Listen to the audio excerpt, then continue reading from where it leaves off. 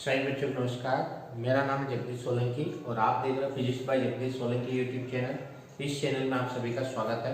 बच्चों, आज हम 10th क्लास जो है परीक्षा अध्ययन जो मध्य प्रदेश शासन के द्वारा माध्यमिक शिक्षा मंडल के द्वारा जो जारी की गई है, उस माध्यमिक शिक्षा मंडल की जो प्रश्न बैंक है, उस प्रश्न बैंक के चैप्टर नंबर 2 अध्याय 2 अम्ल और क्षार और लवण, इससे संबंधित इस प्रश्न बैंक के ज्ञान परक प्रश्न दे रखे हैं। 10 यहाँ पर 13 प्रश्न दे रखे ज्ञान परक। उन 13 प्रश्नों को आज हम सॉल्व करेंगे।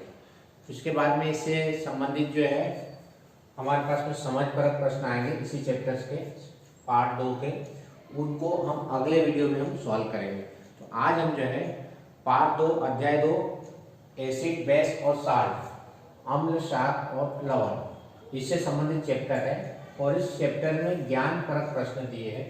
उन प्रश्नों को हम आज सॉल्व करेंगे। तो सबसे पहला प्रश्न हमारे पास में जो आश्रित जल होता है, आश्रित जल मतलब डिस्टिल वाटर, जिसको हम शुद्ध पानी बोलते हैं, डिस्टिल वाटर, वो जो होता है विद्युत का चालक क्यों नहीं होता है, कंडक्टर क्यों नहीं होता, उसमें धारा प्रवाहित क्यों नहीं होती। जो हमारे पास शुद्ध जल होता है जिसको हम डिस्टिल वाटर बोलते हैं और हिंदी में उसको आश्रित जल बोलते हैं, उसमें धारा प्रवाहित नहीं होती है, जबकि वर्षा जल में होती है, विद्युत धारा प्रवाहित होती है। अपने को बताना कि जो डिस्टिल वाटर होता है उसमें विद्युत धारा प्रवाहित नहीं होती है, और बारिश का पानी होता है या वर्षा का पानी होता है, रेनी पानी जो होता है, वो जो वाटर होता है उसमें धारा प्रवाहित होती है, ये अपने को बताना। तो इसका कारण ये है कि जो हमारे पास में आश्रित जल जो होता है उसमें विद्युत का चालक नहीं होता है, क्योंकि वो बिल्कुल शुद्ध होता है, उसमें प्लस और माइनस आयन बराबर होते हैं, इसलिए उसमें किसी प्रकार से विद्युत का चालक नहीं होता है। और शुद्ध जल का जो पीएच मान होता है वो 7 होता है। हमने पढ़ रखा है कि यदि शुद्ध जल होता है उसका पीएच मान 7 होता है। 7 का मतलब ये होता है उदासीन होता है, जिसका पीएच मान 7 होगा वो जल उदासीन कहलाएगा। और शुद्ध जल या आश्रित जल जिसको हम बोलते हैं, डिस्टिल वाटर बोलते हैं, उसका पीएच मान 7 होता है, इसलिए वो विद्युत उदासीन होता है, क्योंकि उसमें पीएच मान जो भी 7 जिसके भी 7 होता है वो उदासीन कहलाता है। तो शुद्ध जल का पीएच मान 7 होता है, इसलिए वो विद्युत उदासीन होता है।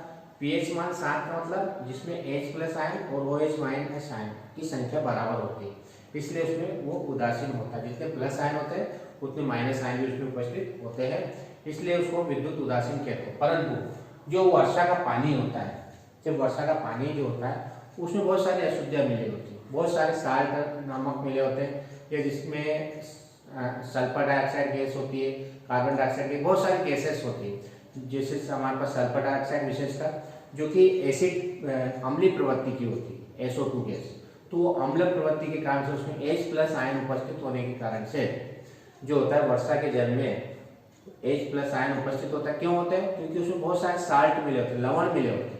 जब बारिश होती है तो बारिश के साथ में क्या होता है, समुद्री लवण उसमें मिले होते हैं, जो साल्ट मिले होने के कारण से वो क्या होता है, साल्ट क्या होता है, H प्लस आयन उत्पन्न करता है, लवण जिसको हम बोलते हैं। अम्ल में साथ में लवण भी उसमें घुले होते हैं, तो वो क्या करते हैं, H प्लस आयन उत्पन्न करते हैं। तो H प्लस आयन किसमें होंगे, जो साल्ट होंगे, नमक होंगे, जैसे NaCl, Na प्लस और Cl माइनस, उसमें आयन उत्पन्न हो जाते हैं, उस आयनों के कारण से ही विद्युत धारा प्रवाहित होती है। तो अपने मालूम होना चाहिए शुद्ध जल में धारा प्रवाहित नहीं होती है, क्योंकि शुद्ध जल में H आयन और जो माइनस आयन होते हैं, प्लस आयन और माइनस आयन दोनों की संख्या बराबर होती है, वो विद्युत उदासीन होता है, इसलिए उसमें धारा प्रवाहित नहीं होती। जबकि वर्षा का जल में कुछ लवण मिले होते हैं, उस लवण पे आयन होते हैं, प्लस आयन, वो आयनों के कारण से जो है क्या होती है, विद्युत धारा प्रवाहित होती है। तो ये अपने को क्वेश्चन आना चाहिए। सेकंड क्वेश्चन हमारा दिया है, कठोर जल को मृदु करने के लिए, सॉफ्ट करने के लिए, जो हार्ड वाटर होता है उसको सॉफ्ट करने के लिए, मृदु करने के लिए हम सोडियम यौगिक का उपयोग करते हैं। कौन से सोडियम यौगिक का उपयोग करते हैं उसका नाम बताना है, और उसकी क्रिया अपने को सोडियम हाइड्रोजन कार्बोनेट विलय को गर्म करने पर क्या होगा, ये अपने को बताना। तो जो कठोर जल होता है वो जो होता है उसको मृदु करने के लिए, सॉफ्ट करने के लिए क्या करते हैं, सोडियम कार्बोनेट का उपयोग किया जाता है, जिसको अपन धावन का सोडा बोलते हैं, धावन का सोडा, धोने का सोडा बोलते हैं। और इसका सूत्र होता है Na2CO3 NH2 होता है। तो जब भी हम कठोर जल को मृदु करना है तो उसके लिए हम सोडियम कार्बोनेट का उपयोग करेंगे। इसका नाम है sodium carbonate, Na2CO3 sodium carbonate. कभी आ जाए प्रश्न, कठोर जल को मृदु करने के लिए किसका उपयोग किया जाता है? सोडियम कार्बोनेट, जिसको हम धोने का या धावन सोडा भी कहते हैं। अब इसमें पूछ रहा था कि sodium hydrogen carbonate, sodium hydrogen carbonate, ये सोडियम हाइड्रोजन और कार्बोनेट, तो सोडियम Na, ये Na है, हाइड्रोजन मतलब H और CO3 मतलब कार्बोनेट, सोडियम हाइड्रोजन कार्बोनेट। वीर्य को गर्म करने पर, इसको अपन ने हीट किया, गर्म किया, गर्म करेंगे इसको, सोडियम हाइड्रोजन कार्बोनेट को क्या करना है? गर्म करने पर क्या होगा? तो इससे क्या होता है? सोडियम कार्बोनेट बनता है, Na2CO3 बनता है, प्लस पानी बनता है, प्लस कार्बन डाइऑक्साइड गैस बनती है। तो यहाँ 2 लगा दो बैलेंस करने के लिए, क्योंकि Na2 बनेगा, Na2 तो 2 सोडियम होगा तो 2 इधर लगा दो तो बैलेंस ऐसे हो जाएगी। 2 हाइड्रोजन है, 2 हाइड्रोजन है, 3 दूनी 6 ऑक्सीजन है, 1 2 3 और 3 दूनी 6, ये Na2CO3 है, सोडियम कार्बोनेट। तो जब सोडियम हाइड्रोजन कार्बोनेट को हम गर्म करेंगे तो क्या बनेगा? क्या क्या बनेगा इसमें? देखो, एक तो सोडियम कार्बोनेट बनेगा, ये बनेगा सोडियम कार्बोनेट का सूत्र है, ध्यान रखना है सोडियम कार्बोनेट है। फिर जल, जल मतलब पानी बनेगा, पानी बनेगा, और कार्बन डाइऑक्साइड गैस बनेगी। ये CO2 क्या कहलाती है? कार्बन डाइऑक्साइड गैस कहलाती है। तो 3 चीजें बनेगी, कार्बन डाइऑक्साइड, यहाँ ऊपर लिखा हुआ वैसे। तो सोडियम हाइड्रोजन कार्बोनेट, सोडियम लिखना है, हाइड्रोजन लिखना है और कार्बोनेट लिखना है। इसको हम गर्म करेंगे तो सोडियम कार्बोनेट बनेगा, Na2CO3 बनेगा, प्लस पानी बनेगा, जल बनेगा H2O, प्लस हमारे पास में क्या बनाएगा? कार्बन डाइऑक्साइड गैस बनेगी। तो इसके रासायनिक समीकरण अपने को यहाँ पर लिखना था। तो कठोर जल को मृदु करने के लिए सोडियम कार्बोनेट का उपयोग किया जाता है, और सोडियम बाइकार्बोनेट को जब हम गर्म करेंगे, सोडियम बाइकार्बोनेट या सोडियम हाइड्रोजन कार्बोनेट बोलते हैं इसको, जो कि हम खाने का सोडा होता है ना, ये खाने का सोडा होता है, सोडियम बाइकार्बोनेट इसका सूत्र होता है। और इसको यदि हम गर्म करेंगे, हीट करेंगे, तो सोडियम कार्बोनेट, पानी और कार्बन डाइऑक्साइड गैस बनेगी। तीसरा हमारे पास है CaOCl2, यौगिक का प्रचलित नाम क्या है? CaOCl2, इसको बोलते हैं कैल्शियम ऑक्सीक्लोराइड। इसका नाम क्या है? कैल्शियम ऑक्सी, ये रासायनिक नाम इसका ऑक्सीक्लोराइड, कैल्शियम ऑक्सीक्लोराइड। और हिंदी में इसका प्रचलित जो नाम है क्या है? हमारे पास में इसका जो नाम होता है वो विरंजक चूर्ण कहलाता है, ब्लीचिंग पाउडर। क्या बोलते हैं इसको? ब्लीचिंग पाउडर, इंग्लिश में ब्लीचिंग बोलते हैं, ब्लीचिंग पाउडर, ब्लीचिंग पाउडर, विरंजक चूर्ण। ब्लीचिंग पाउडर मतलब CaOCl2, जिसको हम विरंजक चूर्ण या ब्लीचिंग पाउडर कहते हैं। तो प्रश्न ये है कि CaOCl2 यौगिक का प्रचलित नाम क्या है? प्रचलित नाम यदि रासायनिक नाम पूछे तो कैल्शियम ऑक्सीक्लोराइड, और यदि मान लो हिंदी में नाम यदि बताना हो तो विरंजक चूर्ण या ब्लीचिंग पाउडर, इंग्लिश में ब्लीचिंग पाउडर कहते हैं। अब इसके उपयोग कहाँ कहाँ होते हैं और ये बनता कैसे है? तो कैल्शियम जो हाइड्रोक्साइड होता है, CaOH का मतलब कैल्शियम हाइड्रोक्साइड, पर क्लोरीन की क्रिया यदि होती है, कैल्शियम हाइड्रोक्साइड पर क्या करना आपको? क्लोरीन की क्रिया करना। कैल्शियम हाइड्रोक्साइड को भुजा हुआ चूना भी कहते हैं। एक शुष्क चूना होता है जो बिना भुजा हुआ होता है, एक भुजा हुआ चूना। भुजा मतलब उसमें पानी मिला हुआ होता है, तो कैल्शियम हाइड्रोक्साइड जो होता है पानी मिला होता है, तो इसको हम भुजा हुआ चूना कहते हैं। जब भुजे हुए चूने पर या कैल्शियम हाइड्रोक्साइड पर क्लोरीन की क्रिया करवाते हैं, Cl2 क्लोरीन, तो कैल्शियम ऑक्सीक्लोराइड बनता है और पानी बनता है। तो कोई प्रश्न आ जाए कि विरंजक चूर्ण कैसे बनाएंगे, तो कैल्शियम हाइड्रोक्साइड पर जब हम क्लोरीन की क्रिया करवाते हैं तो विरंजक चूर्ण बनता है और पानी बनता है। तो ये विरंजक चूर्ण है और ये पानी है, ध्यान रखें। अब इसके उपयोग कहाँ कहाँ होते हैं? नाम से स्पष्ट, विरंजक मतलब रंगने के काम में आएगा। जहाँ पर रंग कलर होंगे, रंजक का उपयोग करेंगे। तो वस्त्र उद्योग में, जो भी सूती वस्त्र उद्योग होते हैं उसमें, और लिनेन के विरंजक के लिए कागज की फैक्ट्री में लकड़ी की मज्जा एवं लॉन्ड्री में साफ कपड़ों को विरंजन करने में उपयोग किया जाता है। जो कपड़े होते हैं उसको विरंजन करने में इसका उपयोग करते हैं। दूसरा, रासायनिक उद्योगों में, जो रासायनिक उद्योग होते हैं उसमें उपापचायक के रूप में उपयोग किया जाता है। तीसरा, हमारे पास में पीने वाले जल में देखा होगा, जो पानी होता है उस पानी में विरंजन चूर्ण या ब्लीचिंग पाउडर मिलाया जाता है, जिससे पानी जो होता है शुद्ध हो जाता है। फिटकरी के साथ ये मिलाकर हम, तो पीने के पानी में इसका उपयोग किया जाता है, रासायनिक उद्योगों में इसका उपयोग किया जाता है और सूती वस्त्र उद्योग में भी इसका उपयोग किया जाता है। तीन उपयोग लिखना। सूती वस्त्र उद्योग में इसका उपयोग किया जाता है नमूने के। दूसरा हमारे पास है रासायनिक उद्योग में इसका उपयोग किया जाता है उपापचय के रूप में। और तीसरा हमारे पास में है पीने के पानी में भी इसका उपयोग किया जाता है। नेक्स्ट हमारे पास में ताजे दूध के पीएच मान 6 होता है। दही बन जाने पर इसके पीएच मान में क्या परिवर्तन होगा? जो ताजा दूध होता है उसका पीएच मान कितना होता है? 6 होता है, ध्यान रखना। थोड़ा शायरी, यदि ताजे दूध को अपने को यदि ज्यादा समय तक यदि रखना है तो क्या करना पड़ता है? इसमें कुछ जीवाणु होते हैं, क्षारीय बना देते हैं इसमें। ताजा दूध के पीएच मान 6 से बदलकर थोड़ा क्षारीय इसलिए बनाया जाता है क्योंकि दूध में उपस्थित यह पड़ा हुआ लैक्टोबैसिलस जीवाणु दूध को अम्लीय बना देता है। यदि ताजे दूध को अपने डायरेक्ट यदि रख दिया तो क्या होता है? उसमें लैक्टोबैसिलस जो जीवाणु होता है वो दूध को अम्लीय बना देता है, खट्टा हो जाता है। ये हमने पढ़ रखा है। इसलिए दूध में क्या करता है? बेकिंग सोडा मिलाया जाता है। जो खाने का जो सोडा होता है उसकी प्रकृति सारी होती है, तो अम्ल को अम्लीय होने से बचा जाता है, मतलब ज्यादा समय तक दूध खट्टा नहीं हो पाता। इसलिए क्या करते हैं? उसमें कुछ बेकिंग सोडा मिलाया जाता है, तो ताकि दूध लंबे समय तक क्षारीय बना रहे, जिससे लंबे समय तक बना रहता है। यानी कहने का मतलब जो दूध होता है वो दूध को, ताजे दूध को यदि अपन ऐसा ही रख देते तो वो जल्दी खट्टा हो जाता है। क्यों हो जाता है? क्योंकि उसमें लैक्टोबैसिलस नामक जीवाणु होता है जो कि दूध को क्या कर देता है? खट्टा कर देता है, खराब कर देता है। तो उस खराब ना हो इसके लिए क्या करता है? बेकिंग पाउडर जो होता है, जिसको सोडियम बाइकार्बोनेट या खाने का सोडा कहते हैं, उसको दूध में मिलाया जाता है और उसकी प्रकृति क्षारीय होती है, जिससे वो अम्ल नहीं बन पाता, उसका खट्टेपन का गुण उपस्थित नहीं हो पाता है। इस दूध को दही बनने से अधिक समय तक इसलिए लगता है क्योंकि इस प्रक्रिया में बना लैक्टिक अम्ल ताजे दूध में मिला क्षारक बेकिंग पाउडर को पहले उदासीन करता है, फिर इसे अम्ल में बदल देता है, जिसके कारण दही बनता है। तो ध्यान रखना है कि यदि दूध से दही बनाना है तो उसमें कुछ, यदि इसमें मिला दे, क्या मिला दे अपन? बेकिंग पाउडर यदि मिला देते हैं तो जल्दी दही नहीं बन पाता है। क्यों? क्योंकि पहले वो अम्ल जो है क्षार मिला हुआ तो पहले उदासीन होगा, उसके बाद वो लवण, क्या नाम, एसिड बनेगा, अम्ल बनेगा, खट्टा होगा। क्योंकि उसमें क्षार मिला है, क्षार से पहले उदासीन और उदासीन से फिर अम्ल होगा। तो उसमें यदि सोडा मिला दिया या सोडियम बाइकार्बोनेट यदि अपन मिला देते तो जल्दी क्या दही नहीं जम पाता। इसका कारण बताया है कि यदि आपने सोडा मिला दिया, बेकिंग पाउडर मिला दिया तो पहले वो क्या होगा? उदासीन होगा, उसके बाद वो अम्ल बनेगा। और यदि ये नहीं मिला है तो उदासीन होने की क्या, उदासीन तो पहले से था, तो क्या हो जाएगा? वो सीधे अम्ल में परिवर्तित हो जाता है।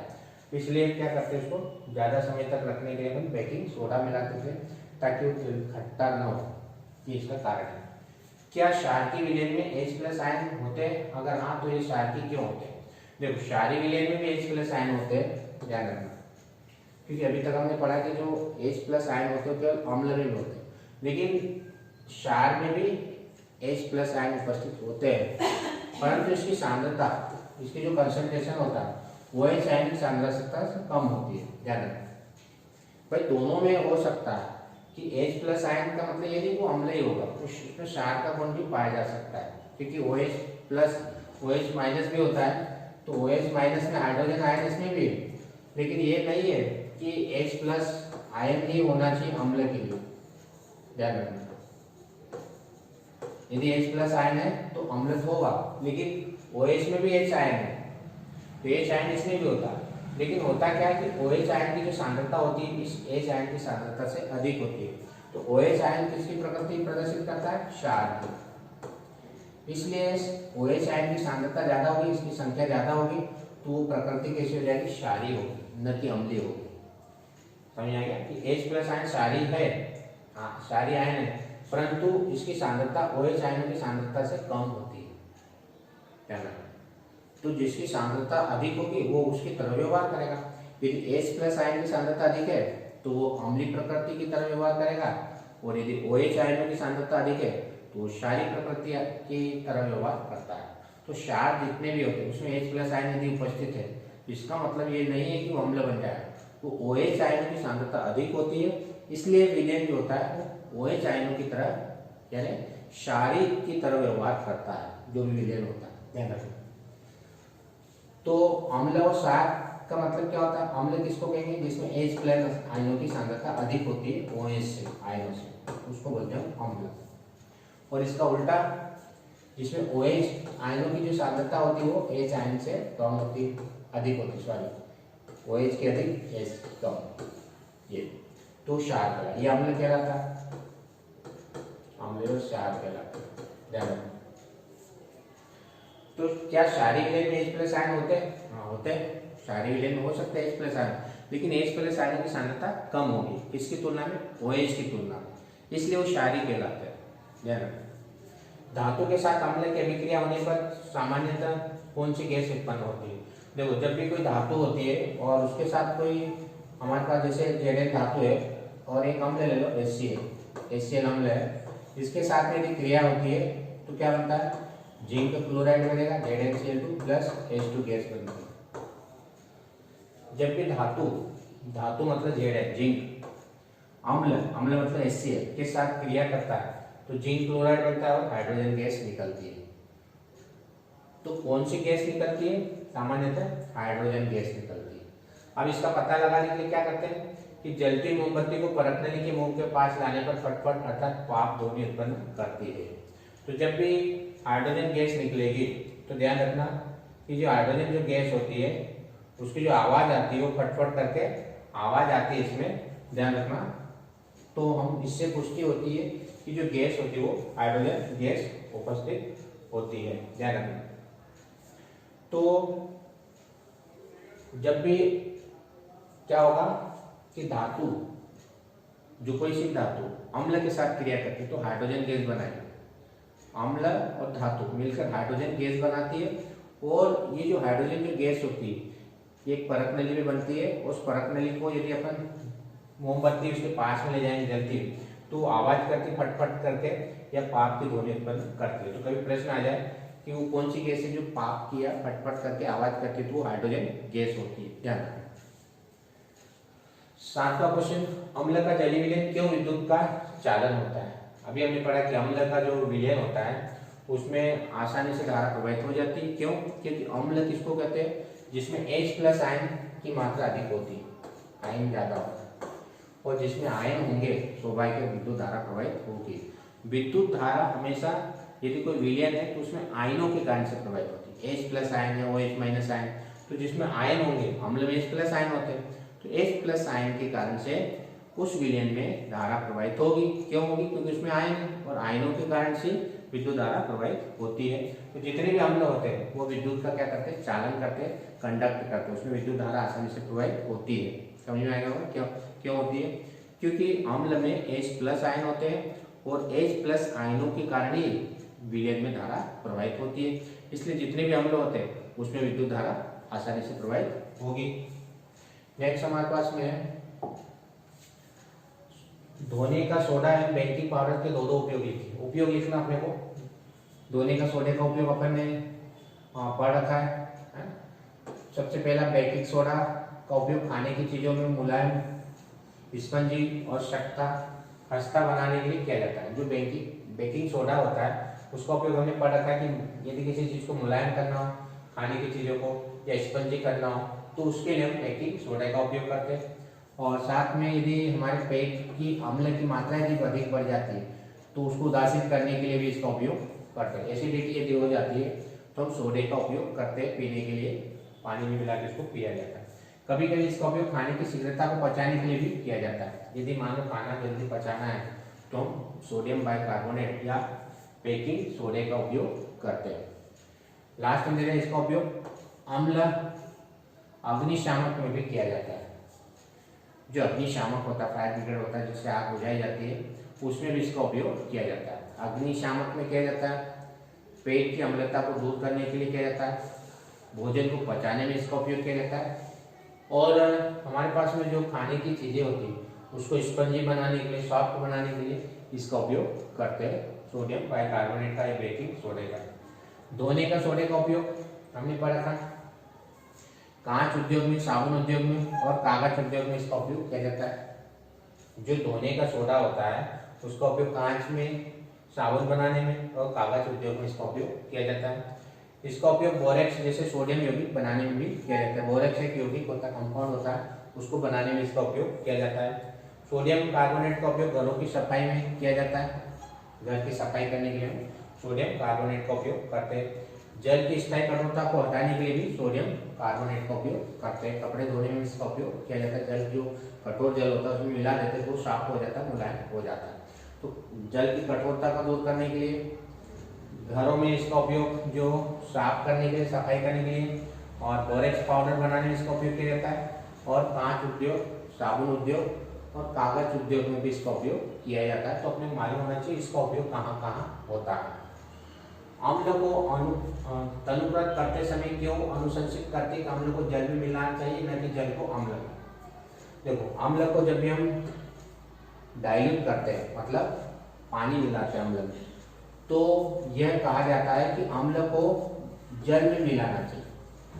जो एसिड है उसको क्या करना चाहिए, पानी में मिलाना चाहिए, न कि जल को अम्ल में। जल को अम्ल में नहीं मिलाना चाहिए, क्योंकि जल को सांद्र अम्ल मिलने से तीव्र अभिक्रिया कर विस्फोट करता है। यदि पानी को आपने ऊपर से ऐसा डाला तो तीव्र अभिक्रिया होगी और विस्फोट करने लगेगा।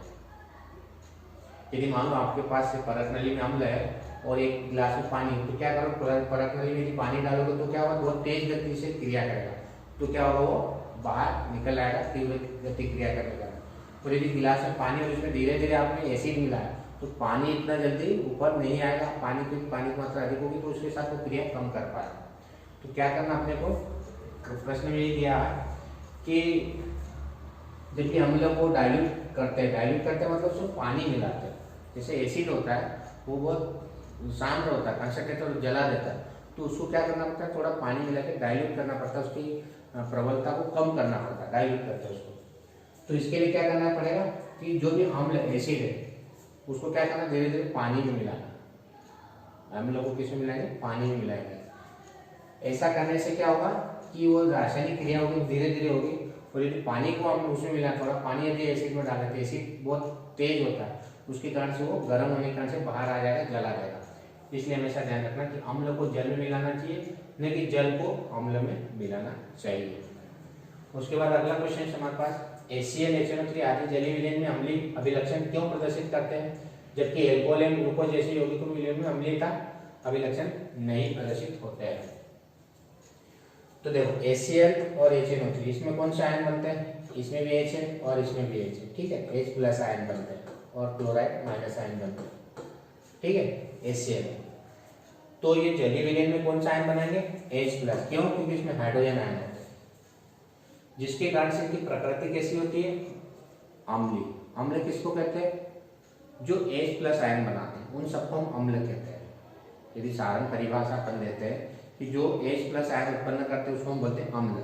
तो HCl और HNO3, HCl व HNO3, इसका जब विघटन होता है, टूटता है, तो यहाँ H प्लस आयन बनता है और Cl माइनस आयन बनता है, यहाँ पे भी H प्लस आयन बनता है और NO3 माइनस आयन बनता है, ठीक है। तो प्लस आयन मतलब अम्ल की प्रकृति होगी।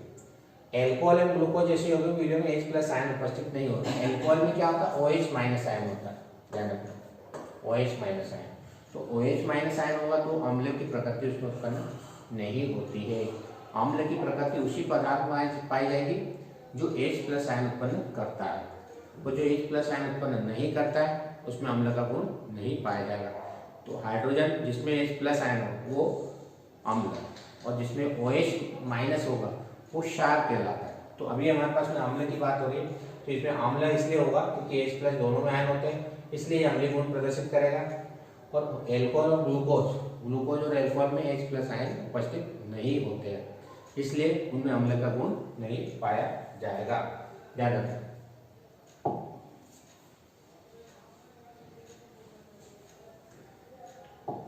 नेक्स्ट,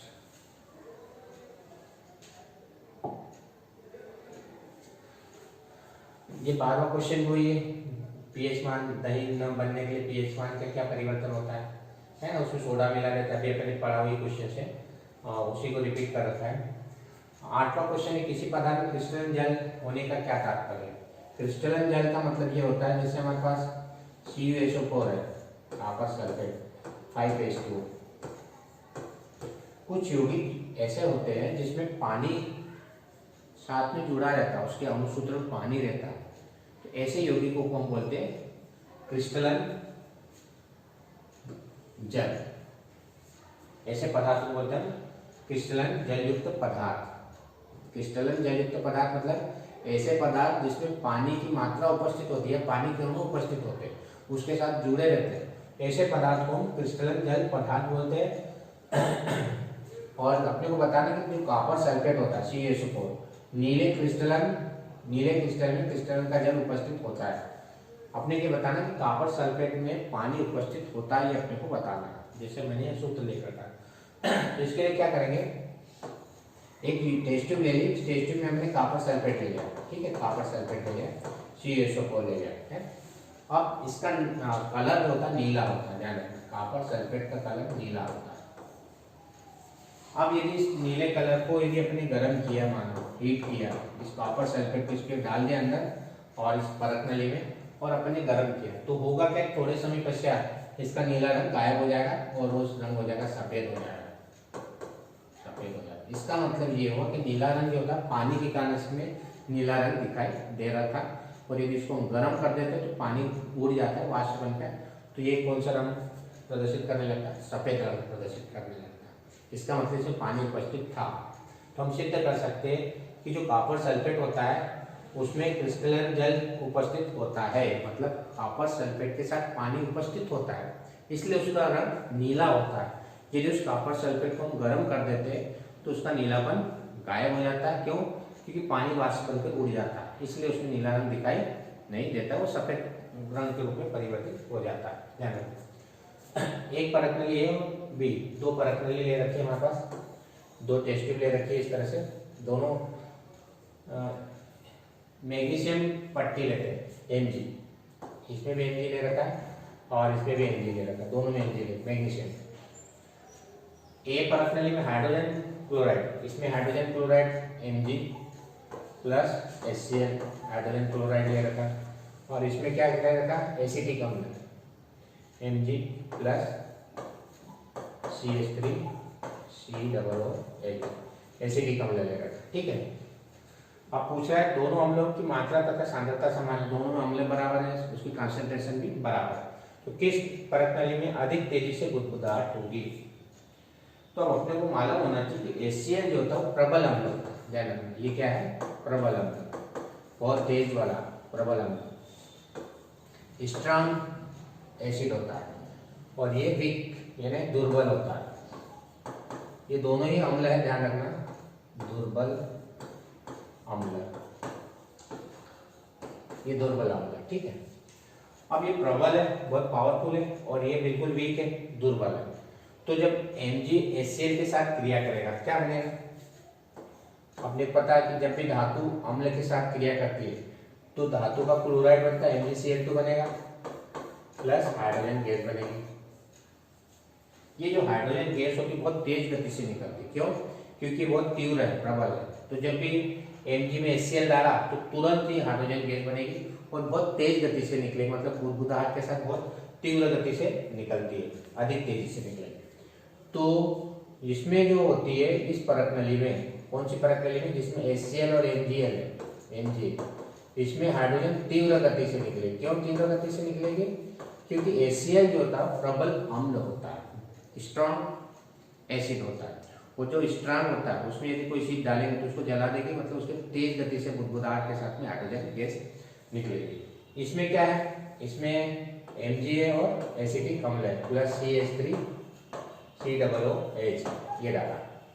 तो ये तो वीक है, एसिटिक अम्ल देखा शेर का नींबू, वो इतना स्ट्रॉन्ग नहीं होता है।